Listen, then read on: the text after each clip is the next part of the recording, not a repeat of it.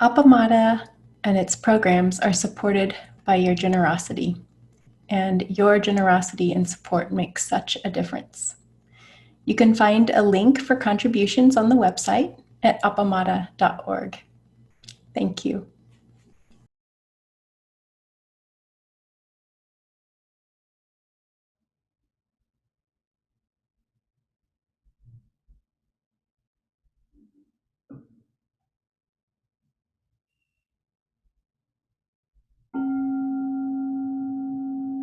Prepare for Dharma talk.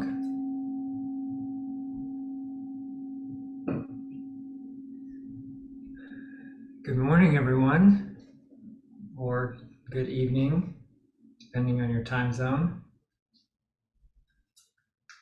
My name is Todd,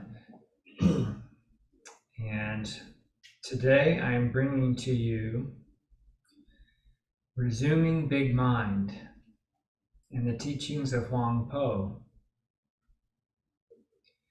Huang Po was was a Japanese Zen master in the 9th century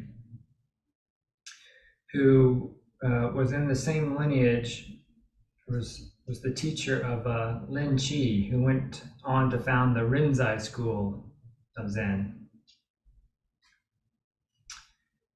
And I was struck by his description of how to work with the mind in some of his short little questions and answers that were written down from interactions with his students. And then I thought that might also be interesting to pair with what Suzuki Roshi said about resuming big mind in one of his written teachings that have been published in these books.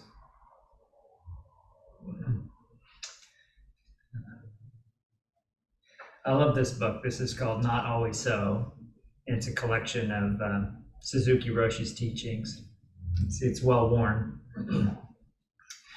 And my favorite thing about it is these were not written by Suzuki Roshi. These were just transcribed talks that he did, either with some preparation or sometimes just extemporaneously.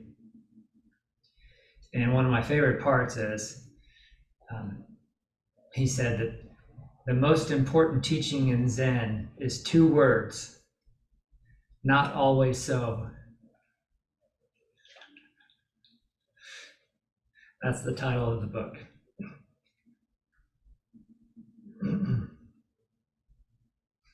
So let's start with Huang Po.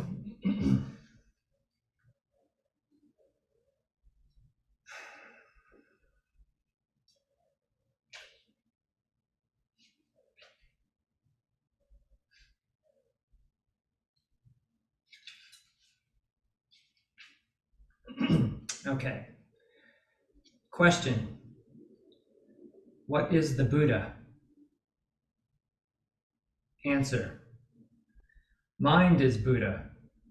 While the cessation of conceptual thought is the way, once you stop arousing concepts and thinking in terms of existence and non-existence, long and short, other and self, active and passive, and such like, you will find that your mind is intrinsically the Buddha, that the Buddha is intrinsically mind, and that mind resembles a void. Therefore, it is written that the true Dharmakaya resembles a void. Seek for naught besides this, else your search must end in sorrow.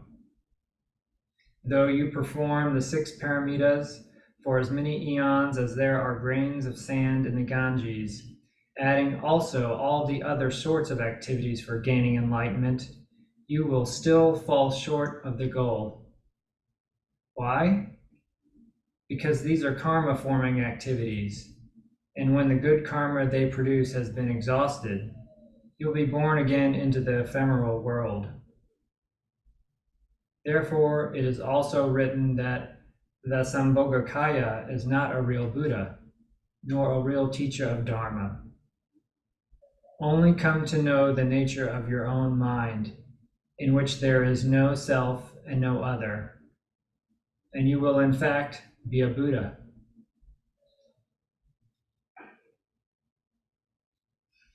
So if we can move past his references to kind of the historical teachings in depth and Zen,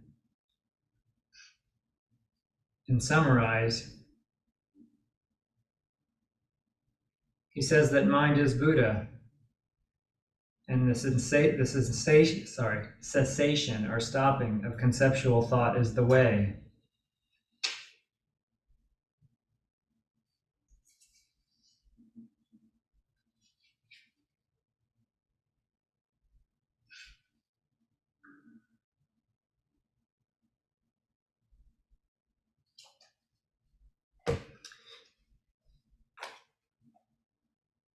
Now moving to Suzuki Roshi in his talk on resuming big mind.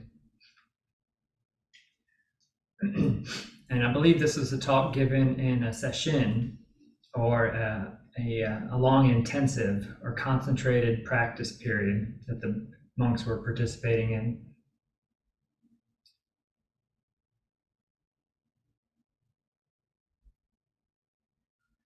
And he starts by saying, the purpose of sesshin is to be completely one with our practice. We use two Chinese characters for sesshin. Setsu means to treat something the way you treat a guest or the way a student treats his teacher. Another meaning of setsu is to control or arrange things in order.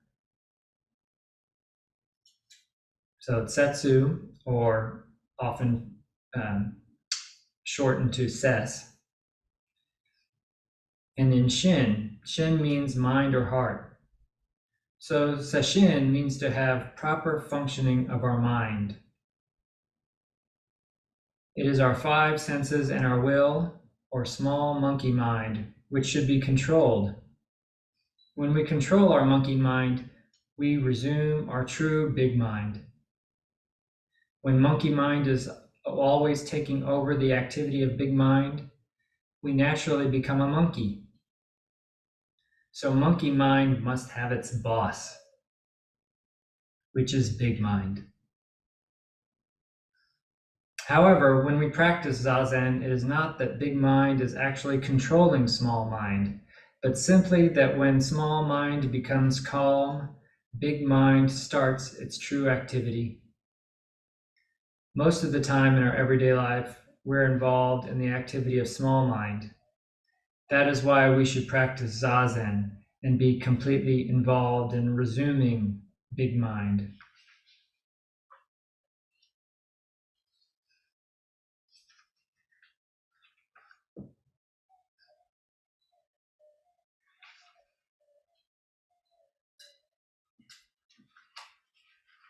I think I missed a page. There we go.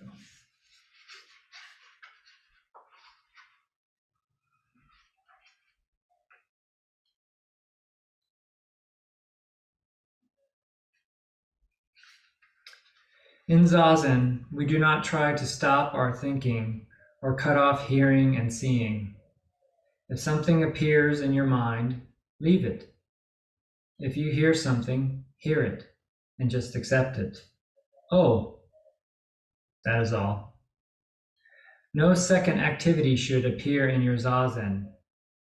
Sound is one activity.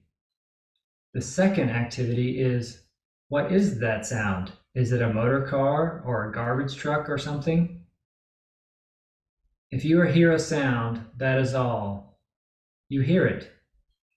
Don't make any judgment. Don't try to figure out what it is. Just open your eyes and hear something. Just open your eyes and see something. When you are sitting for a pretty long time, watching the same place on the wall, you may see various images. It looks like a river, or it looks like a dragon. Then you may think that you should not be thinking, but you see various things. Dwelling on images may be a good way to kill time, but it's not sesshin.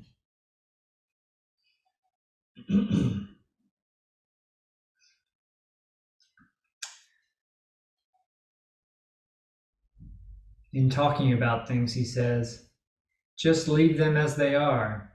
That is how to free your true mind. When you can do so in everyday life, you will have soft mind.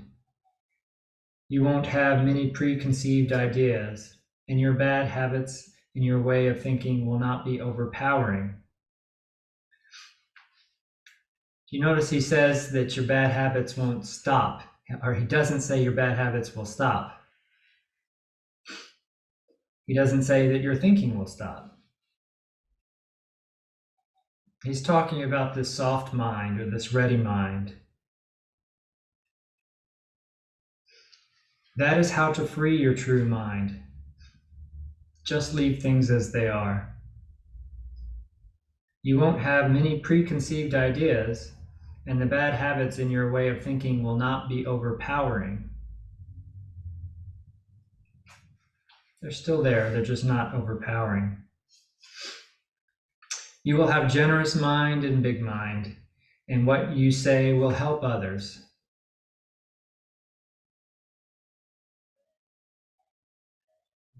If we have generous big mind, and if we have a strong spirit of practice, then there is no need to worry.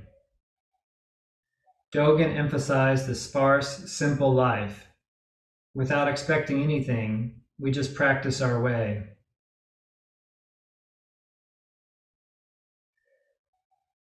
So before something happens, it is not our way to think about it too much. In that way, we have complete calmness of our mind. Because you have something, you worry about losing it. But if you don't have anything, there's no need to worry. One night, Dogen said, even if you think a teaching is complete and right, when someone tells you a better way, you should change your understanding. In this way, we improve our understanding of the teaching forever. Because you think it is right at that time, you follow the theory or the rules, but you also have some space in your mind to change the idea. That is soft mind. It is possible to change your ideas because you know what kind of monkey your thinking is. Sometimes you follow the monkey's suggestion, oh yeah, that's right. If we go in that direction, we may get some food. Okay, let's go. But when you see a better way to go, you may say, oh monkey, it may be better to go this way. If you stick to your greed or anger or some other emotion, if you stick to the thinking mind, your monkey mind, you cannot change. Your mind is not soft. So in our practice, we rely on something great and sit in that great space. The pain you have in your legs or some other difficulty is happening in that great space. As long as you do not lose that feeling, as long as you do not lose the feeling that you are in the realm of Buddha nature, you can sit even though you have some difficulty. When you want to escape from your difficulty, or when you try to improve your practice, you create another problem for yourself. But if you just exist there, then you can have a chance to appreciate your surroundings, and you can accept yourself completely without changing anything. That is our practice. To exist in big mind is an act of faith, which is different from the usual faith of believing in a particular idea or being. It is to believe that something is supporting us and supporting all of our activities, including thinking mind and emotional feelings. All these things are supported by something big that has no form or color. It is impossible to know what it is, but something exists there, something that is neither material nor spiritual, something like that always exists. We exist in that space. That is the feeling of pure being. If you're brave enough to throw yourself into Zazen for 7 days, a little bit of understanding will help your rigidity and your stubbornness. Almost all the problems you create because of your stubborn mind will vanish. Okay, that sounds pretty good. I wonder if he gives detailed instructions next. If you have even the smallest understanding of reality, your way of thinking will change completely, and the problems you create will not be problems anymore. But it is also true that as long as we live, we will have problems. So we don't practice Zazen to attain some big enlightenment that will change our whole being or solve all of our problems. That is not the right understanding. That may be what people call Zen, but true Zen is nothing like that.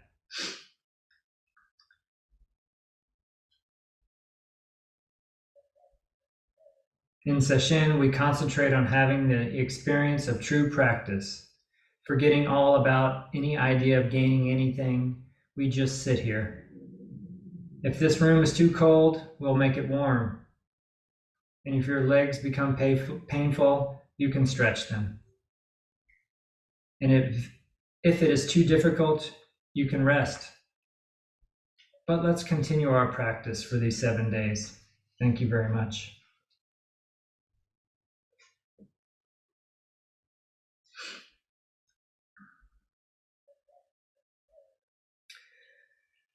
So Suzuki Roshi was talking about small mind, the activity of the monkey mind.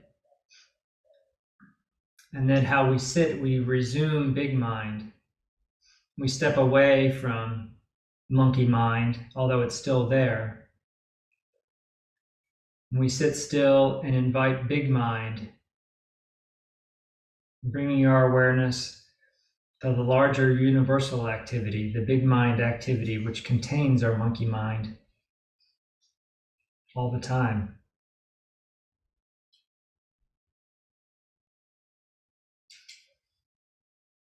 So there's this interplay between big mind and small mind. There's this common question about what to do with thinking. Should we stop it? Should we not? What good is it?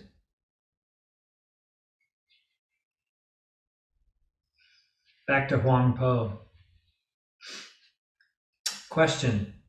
If mind and the Buddha are intrinsically one, should we continue to practice the 6 paramitas and the other orthodox means of gaining enlightenment? It's very similar to Dogen's ongoing practice question. If mind and Buddha are intrinsically one, should we continue to practice? Working on means of gaining enlightenment?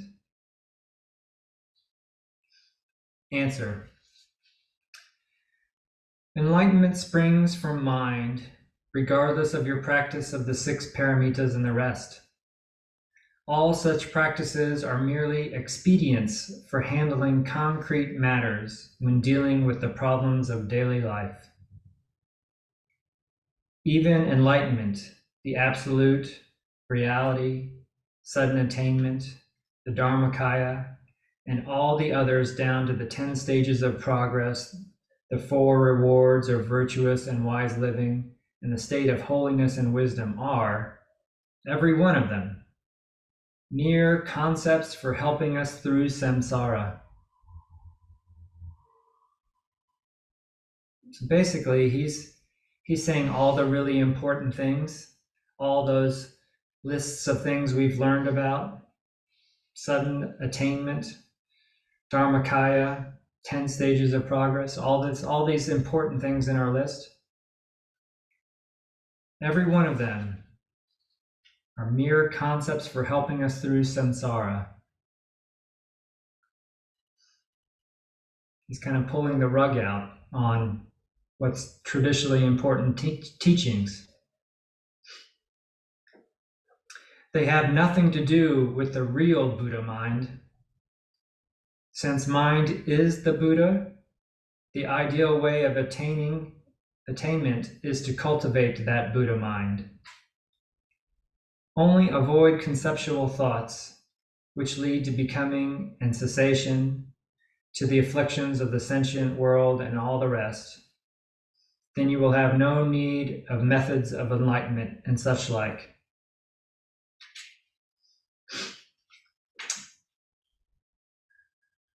Therefore it is written, all the Buddha's teachings just had this single object, to carry us beyond the stage of thought.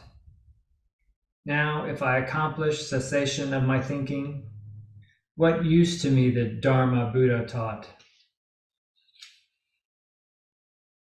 From Gautama Buddha down through the whole line of patriarchs to Bodhidharma, none preached aught besides the one mind.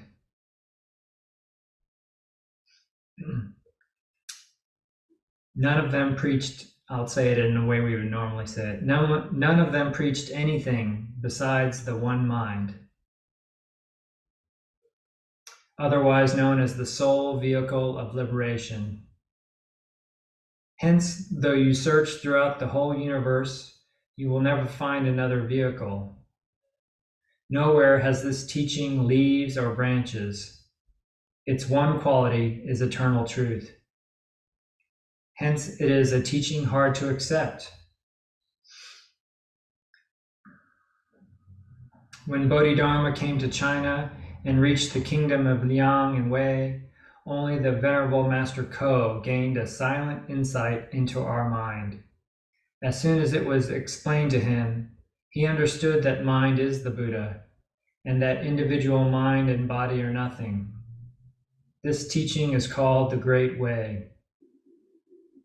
The very nature of the Great Way is voidness of opposition. Bodhidharma firmly believed in being one with the real substance of the universe in this life. Mind and that substance do not differ one jot. That substance is mind. They cannot possibly be separated. It was for this revelation that he earned the title of Patriarch of our sect, and therefore it is written, the moment of realizing the unity of mind and the substance which constitutes reality may truly be said to baffle description.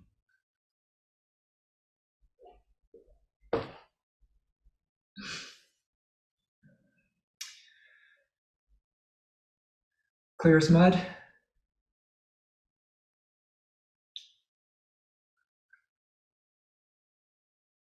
How does that strike you? Does anybody have any reactions or questions? Kim? We'll take Kim was first and then we'll go from there. The assumption I would make from your talk is that if we could do a kind of lobotomy, we'd want to get rid of small mind. And I don't see it exactly like that. It seems like that gives us the information to work with in terms of the whole mind. But that it's more than just monkey mind, the small mind. You know, it's between the point of the mind is one of the senses where it just like gets some input, and that first kind of way we connect with that information. So it seems like a necessary step, but I'm just wondering how you see that. That we wouldn't want to get rid of it. Yeah, we don't want to get rid of small mind or monkey mind, although there's plenty of times that we want to get rid of it. But no, I don't think that they're implying that getting rid of small mind is a way to enlightenment. But yet, it's also clear that just letting monkey mind run loose and run the zoo is not the way either.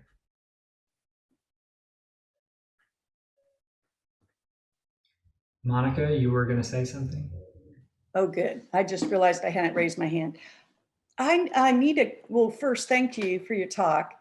I needed some clarification on something that sounded really important near the end. And you were talking about Suzuki said, was it avoidance of opposition? Was that? Yeah, that's a good line, isn't it? Yeah, but I couldn't tell if it was avoidance or something else. Yeah. Opposition. It was avoidance. Let's see, where was Oh, it? it was. Okay, is the way or.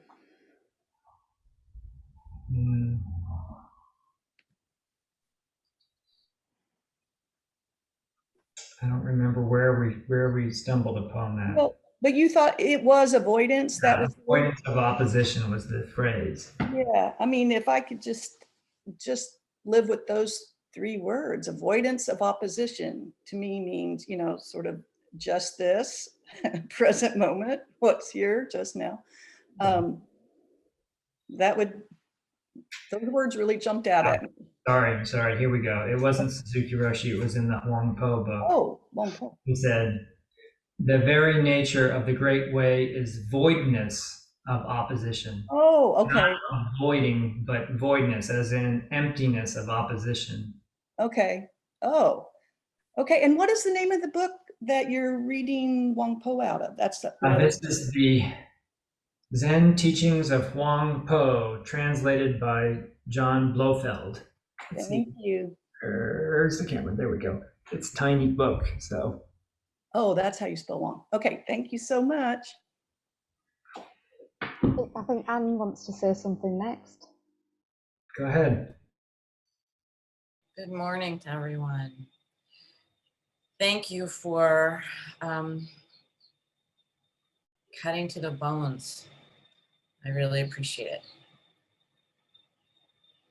But the question that came to my mind as you're talking, as Huang Po was talking about, its character is eternal truth. Its only character is eternal truth. And what a hard time I traditionally or habitually have to assertions of this is the truth. This is the eternal one truth. Though he didn't say one, he just said eternal truth. And I was mixing that up with resuming big mind, that one way that we're encouraged to cultivate big mind is Zazen. And Suzuki Roshi is talking about 7 days, throwing yourself into Zazen for 7 days. That, and my kind of take on that is then maybe you'll have some experience of big mind.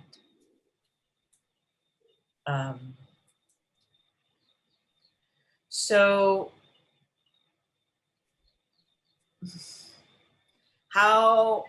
what if in sitting Zazen, we get to a neurological state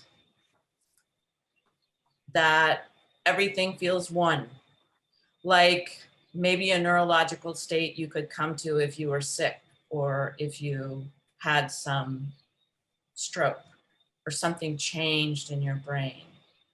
So the experience of big mind is a product of neurochemistry. And how can we say it's the eternal truth? Thank you.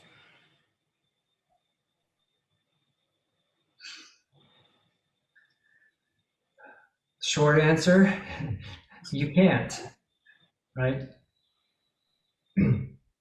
Everything we just read is someone trying to use a medium, the medium of small mind, to explain big mind. And it doesn't ever work logically.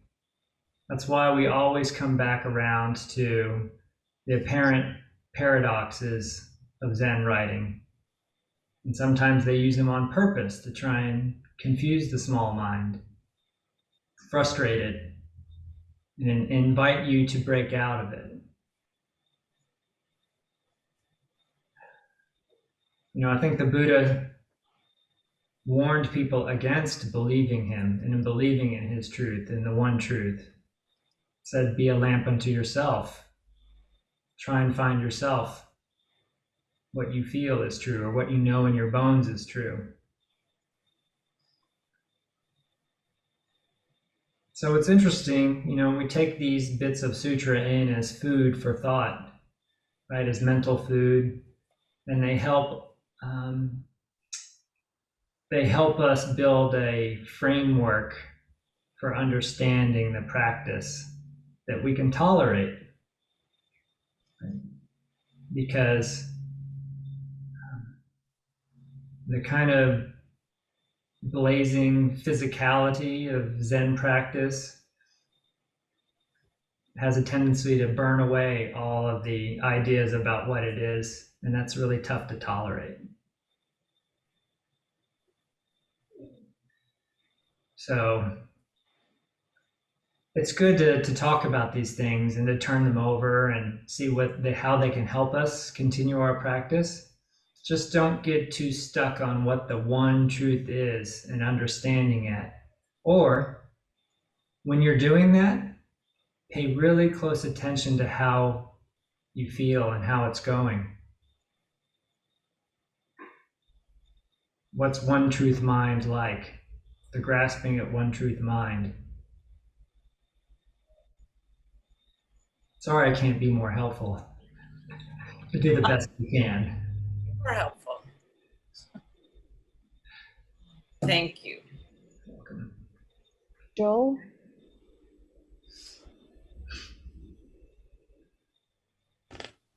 Thanks, Maria. Thanks, Todd, for this talk.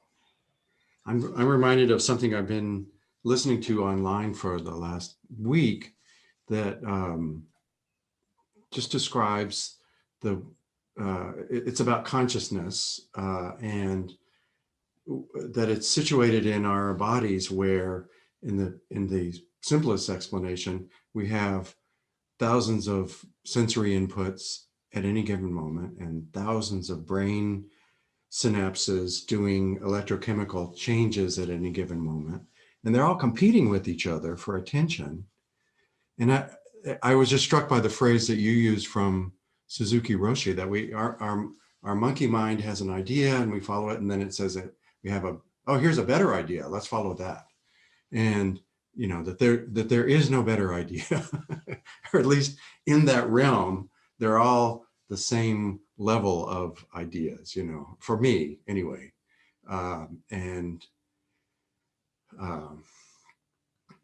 You said you were hoping that Suzuki Roshi would provide some detailed instructions. I was hoping that you would also provide some detailed instructions at this point. But I would like to offer an experience that I had actually sitting in the Zendo not long ago, where my mind was just jumping and jumping and jumping from, you know, branch to branch like a monkey, and they all seemed like better ideas that were helping me focus more clearly on where I was. And then just by chance, I looked up and I realized, oh, I'm in a big room. I'm in a big room that I'm sharing a visual space with other people, and it's full of air and it's made of these things. But then gradually all the words that I was using to describe the space became a little bit less compelling. And I was able to just realize, oh, everything that is going on in my head is going on in a bigger space, and it's connected with everything.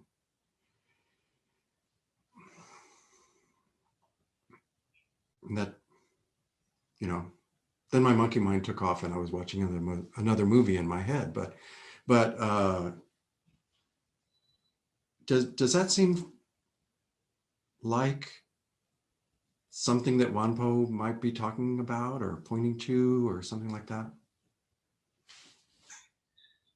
Yeah, in the Zen stories, there's you'll notice this kind of poetic tradition of tangling with the core conceptual issues that we're talking about: big mind versus small mind, life versus death, and they'll often come back to um, a heron in the moonlight, or dew reflecting in a dewdrop, right? Or a fish swimming like a fish. They come back to something that's just concrete and happening, something that's kind of divorced from our ideas about it. And they do that on purpose to point the way that the way isn't to once and for all understand the right concept. Right? Dogen said, and when Dogen was talking about the kind of the fundamental debate that Zen students like to have about oneness versus, the one versus many, the myriad versus the one, the relative versus the absolute. And his famous line is that the Buddha way is leaping clear of the one and the many. It's not figuring it out. It's exiting that plane in which there is one and then there is many, and we have to figure out how they're separated and where they meet. The Buddha way is leaping clear. It's just the heron in the moonlight when that's what's in front of you.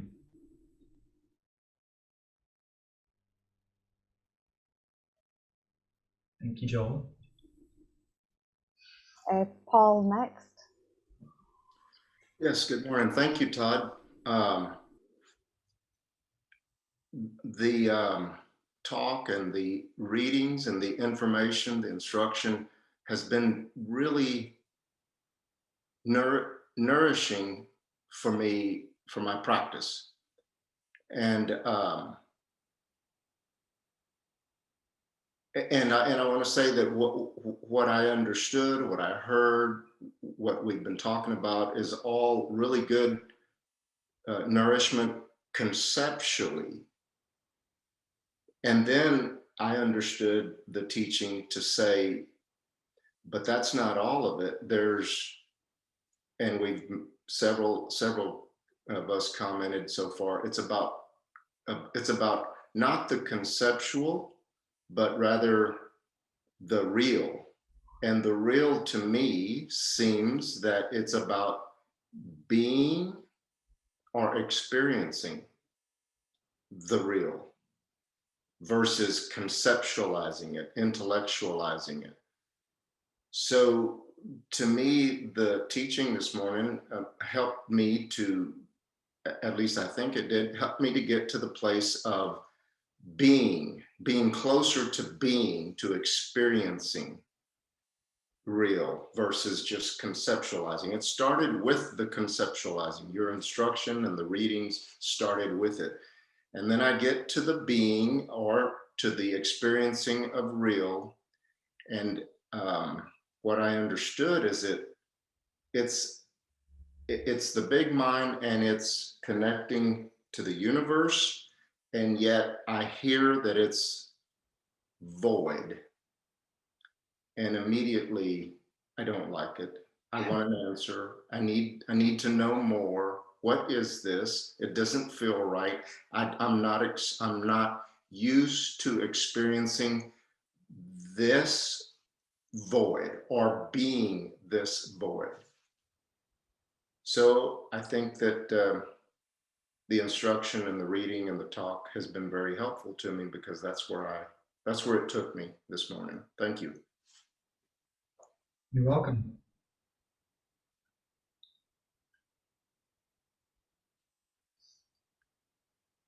Joan, I think Joan had her hand up. Yeah.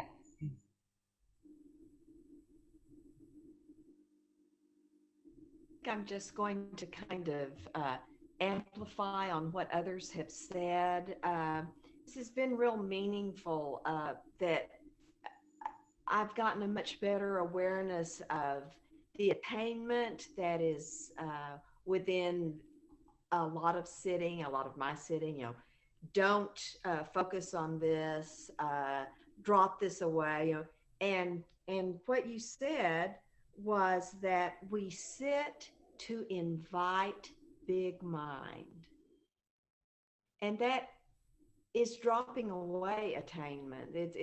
It's not even talking about small mind and getting lost in thoughts. It's we just sit to invite big mind, and it doesn't even explain what will happen. We don't even know what will happen, and we may not even be able to put into words what happens when big mind comes. We just invite it. Mm-hmm.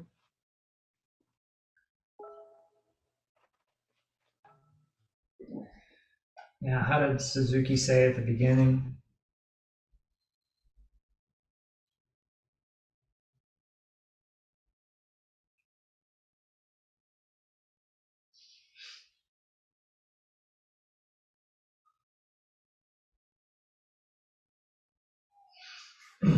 He talks it out. The part I was remembering is he also takes an instrumentalist approach, which we often want to make it an instrument of attainment. So I think it's interesting that, like you said, he's talking about resuming big mind and letting things happen, but he's doing it in the context of control.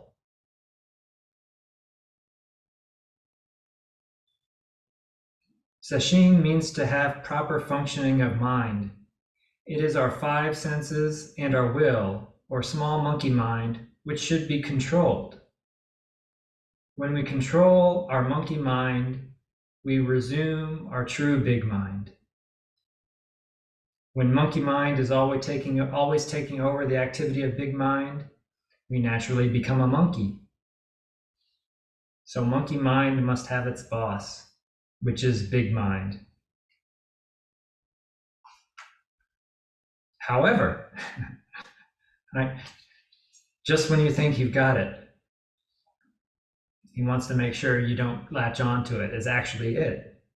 However, when we practice Zazen, it is not that big mind is actually controlling small mind, but simply that when small mind becomes calm, big mind starts its true activity.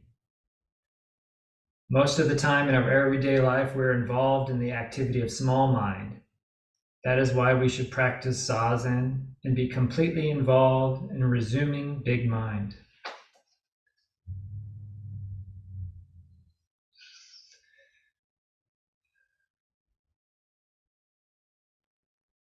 Olivia?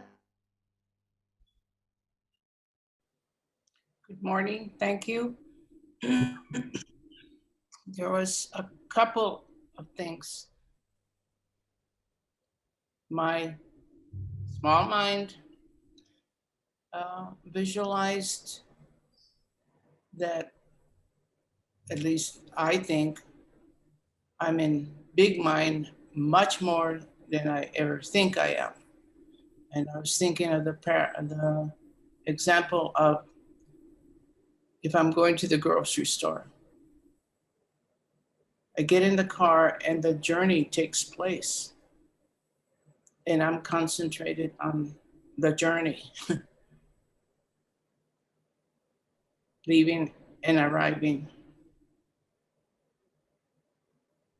There's just a space thinking about it in that entity that way. The other thing is in the Heart Sutra, no mind is part of, no eyes, no ears, no tongue, no body, no mind. So we've been talking about mind as it's an entity, and mind is one of those concepts that I think that's the term you use. Mm-hmm. Yeah. Those were my two thoughts on that. That we are often much more present in big mind. We're just not sitting in Zazen. I keep the noise, the external noise in my house. I don't put the television on until late in the early evening or something. And if I have silence, I am oftentimes in big mind. Thank you.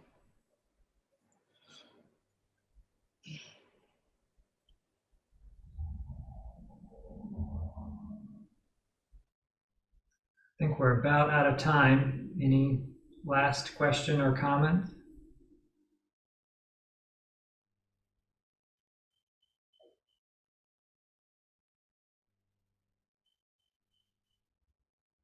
Thank you.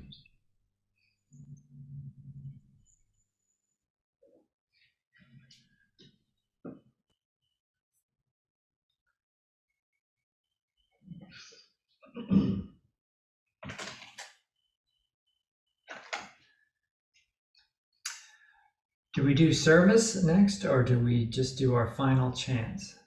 Are we still doing service? Yes, I see Kim nodding. All right.